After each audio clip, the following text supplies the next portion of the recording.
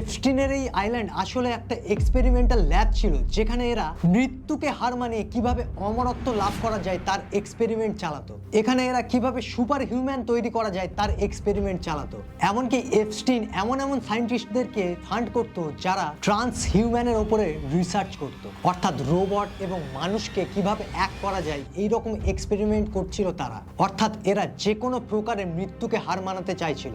এমনকি এরা এটাও চাইছিল যদি কেউ মারাও যায় তাহলে তার বডিকে, তার মাথাকে -196 ডিগ্রি সেলসিয়াস ফ্রিজ করে রাখতে। যদি ফিউচারে সেই রকম কোনো হাইটেক টেকনোলজি বেরিয়ে যায় তখন যেন তারা এই বডিকে, এই ব্রেনকে আবার জীবন্ত করতে পারে।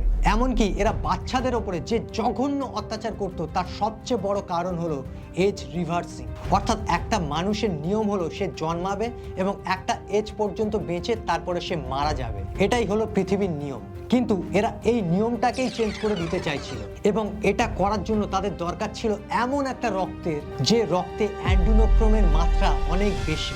যখন কোনো মানুষকে প্রচণ্ড অত্যাচার করা হয় বা প্রচণ্ড ভয় দেখানো হয় বা কোনো মানুষ যখন প্রচণ্ড ভয় পেয়ে যায়, সেই সময় তার বডিতে এমন একটা রিয়াকশন হয়, তখন তার বডি থেকে অ্যান্ডোনোক্রোম নামের এক ধরনের কেমিক্যাল রিলিজ হয় এবং সেই অ্যান্ডোনোক্রোম তার ব্লাডে এসে মিশে যায়। আর সেই কারণে এরা বাচ্চাদের ওপরে পশুর মতো অত্যাচার করত এবং তারপরে তার শরীর থেকে ব্লাড বের করে নিত, যে ব্লাডকে বলা হতো ফাউন্টেন অফ ইউথ।